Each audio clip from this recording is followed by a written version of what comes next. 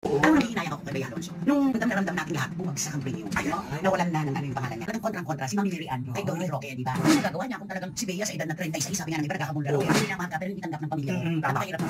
Kaganda-ganda mo. Dating kasambahay ni Bea Alonso, walang overtime, walang night differential. Eh, samantalang artista siya. Alam po namin na meron kayong hinihintay na tugon ngayong araw na ito dahil kahapon po ay nagsampa ng kasong libelo si Bea Alonso laban sa inyong lingkod kay OG Diaz at sa iba pa po naming mga kasama. Wala pa po akong detalyadong maibibigay sa inyo dahil wala pa po kaming hawak na impormasyon. Hindi pa po namin alam kung ano-ano ba ang nilalaban ng kanyang sinumpaang salaysay kung bakit siya nagdemanda ng kasong libelo. Ito po ay karapatan ng kahit sino. Sino man po ay maaaring magsampa ng anumang kaso laban kanino man. Lalo na po sa aming trabaho bilang mga mamamahayag, ang libelo po o cyber libel o cyberbullying na tinatawag nila ay kakambal ng aming propesyon. Ito po ay parang dila at ngipin magkasama, hindi po maaaring paghiwalayin. Pero napakalayo pa po ng tatakbuhin nitong kasong ito. Magpapalitan pa po kami ng aming mga sinumpaang salaysay para ang prosecution na po ang magdidesisyon kung sino ba ang nasa tama at sino naman ang nasa panig ng mali.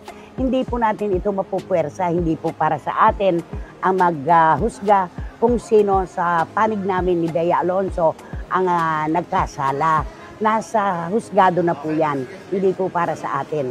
Hindi lamang po namin matatanggap ni OG Diaz yung kanyang kampo sa pagsasabi na ang amin daw pong vlogs ay ginagawa para lamang magkaroon ng mataas na views at pagkakitaan si Bea Alonso.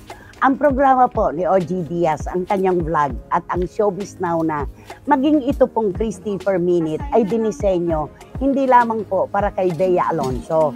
Ito po ay para ibalita ang lahat ng kwento, positibo man o hindi, tungkol sa mga personalidad na tinatawag po nating public figures.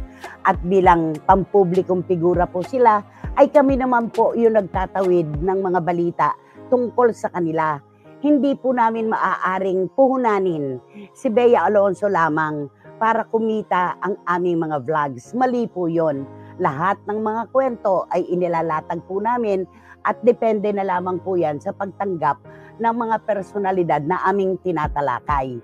Ito po ay isang question na gusto ko pong ibato sa hangin. Siguro po maging kayo na mga nakatunghay ngayon ay mahihirapang sagutin, lalo na po ako. Saksi po kayo mga kapatid sa marami at mahabang panahon na ako po ang unang-unang armas nasa harapan at wala sa likuran ng pagtatanggol kay Bea Alonso. Alam niyo po ang kanyang mga pinagdaanang issue. Ako po ang nagbigay ng proteksyon sa kanya. Ako po ang nagtanggol. Kinalaban ko po ang lahat para lamang mabigyan ko siya ng magandang pagtalakay at opinyon. Ito lamang po ang aking katanungan na sana nga po ay masagot ng mga taong gusto kong pag-ukulan ng katanungan ito. Sa dami-dami po ba ng magaganda nating nagagawa sa buhay na ito, na tayo namumuhunan ng ating pangalan, ng ating kredibilidad, ng ating opinyon at maaaring sabihin nakagaganda sa isang personalidad.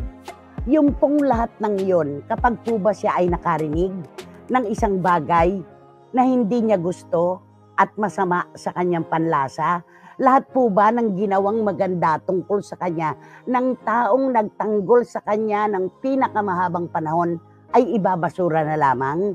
Yun lamang po ang aking katanungan na gusto ko rin pong marinig naman. Sabi ko nga, at sabi namin ni OG Diaz, makipagkilala po muna tayo sa salitang maraming salamat po bago po tayo magreklamo.